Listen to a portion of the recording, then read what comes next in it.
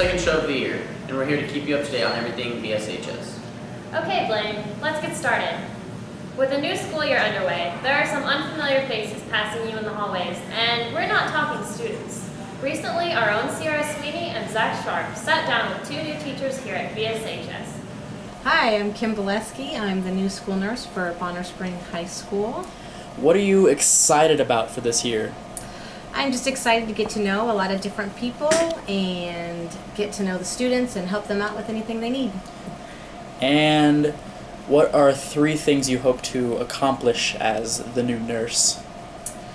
I hope to help keep the students healthy through the year, help keep them in school, not miss so much school, and hopefully just be a part of every student's day that's a positive thing.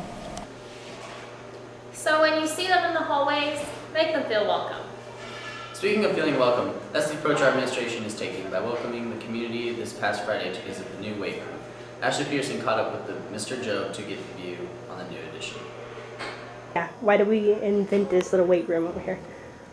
We put the weight room in because what we have at the YMCA is a great facility, but it's not really a weight room.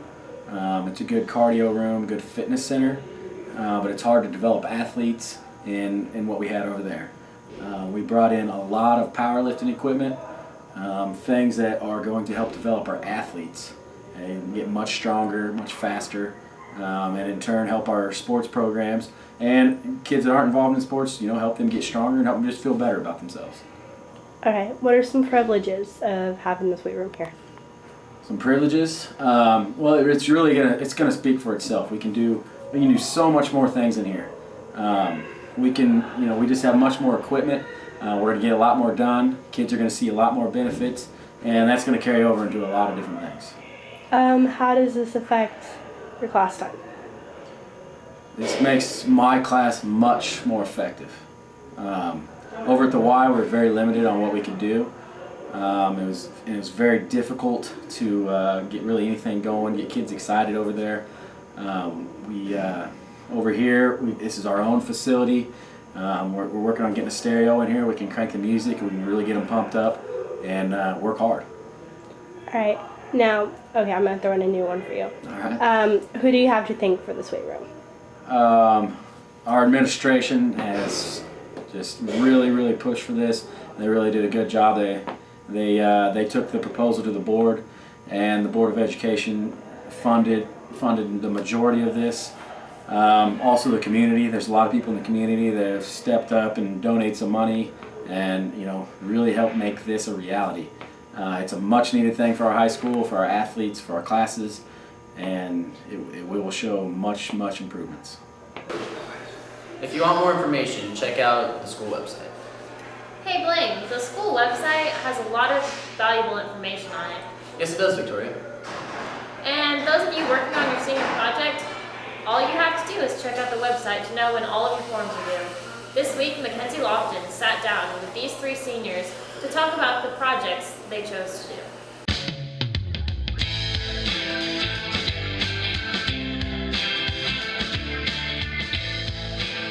I'm going to take my own story and present it at a battered women's shelter in a school. This summer I attended a 3-week Chinese cram course to learn Chinese so I can be a translator in the future.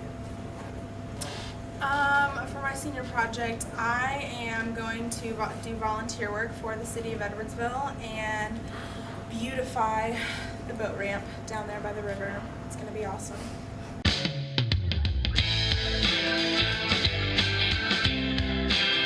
I chose my project because I've endured many types of abuse in my life, and I've been going through a lifelong crisis, and I want to use my project as a type of therapy to pretty much just do an overall self-healing. Thank you. I chose my project because in the future I want to be a East Asian languages translator and teach English over in East Asia. That's really cool. Thank you.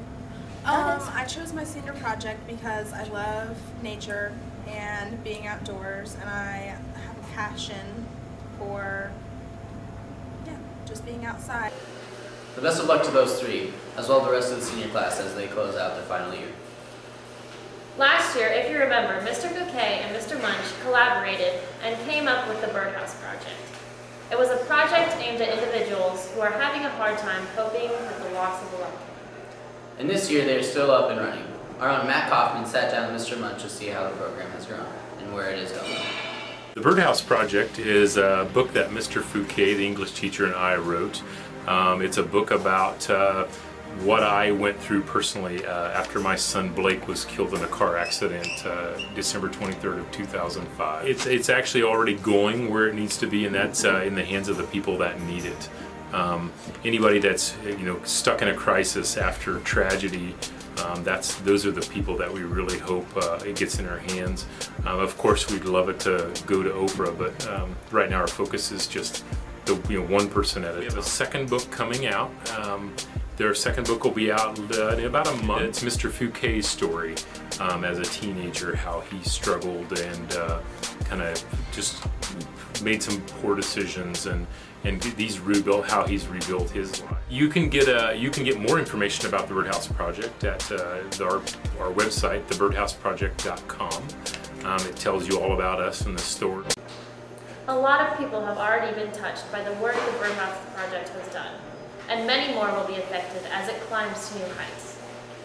Mr. Bouquet has been a busy fellow, not only his involvement with the BirdHouse Project, but spending time organizing the second year of the BSHS Writing Club.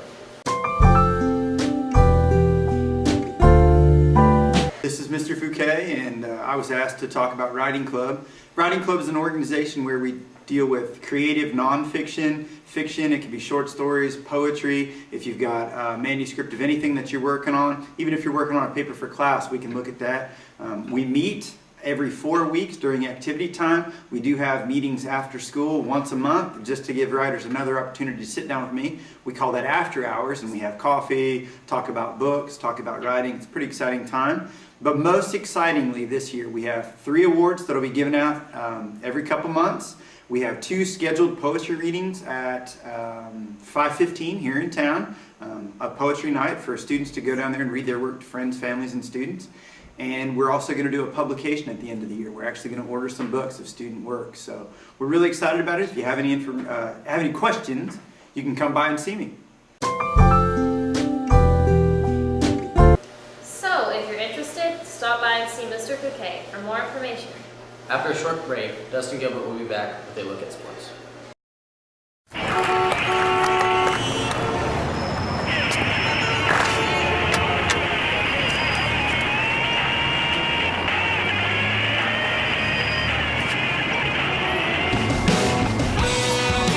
May I walk you across the street? Sure. Why not? Thanks. You're welcome.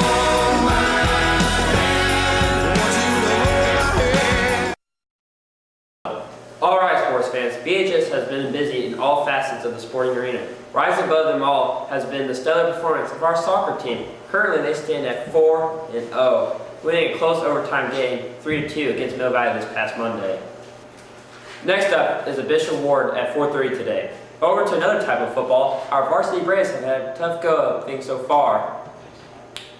But hopefully they'll get their first win of the season tonight as they travel to turn to meet the Bears. Kickoff is set to 7. Cross country got off to a good start as they competed in the Bayshore Invitational. On the girls' side, Satilla Kapala took 4th place overall, while Manny Blue came in 10th.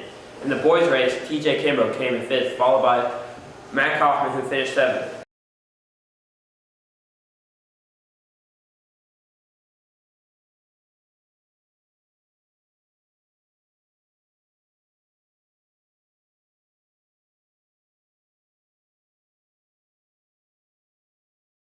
In volleyball action last night, the Lady Bravettes took on Blue Valley Southwest and Spring Hill. Your Bonner Bravettes faced Blue Valley Southwest, Garner Edgerton, and Spring Hill last night. There were moments they were on, but other times they were a little shaky. Sadly though, they did not come up on top. Look towards Monday, September 20th, here at home in the Y, prove their ability and talent.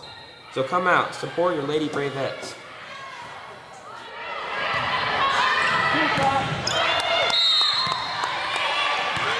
After a quick break, we'll be back with the wrap up of today's show. Hey, Travis. Get some friends, loser.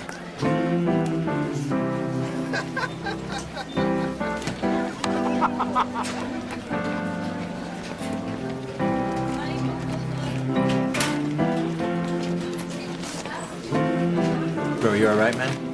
Yeah. Let me help you out. Lean on me when you're not strong. And I'll See you around? be your friend. Yeah. Character. I'll help you Pass it on. carry on. A message from the Foundation for a Better Life. It won't be long. At our last home football game, a new tradition began. The Warrior Walk was an idea born by Activities Director John Hilton and business teacher Bryce McFarland. The Braves football team traveled from the new high school weight room through a path lined with fans, young and old, showing their support for the team. Hopefully you'll join at the next home game as the Braves face off with the Bobcats of Baser. That's it for this week's edition of TV Talk. For Blaine Edmondson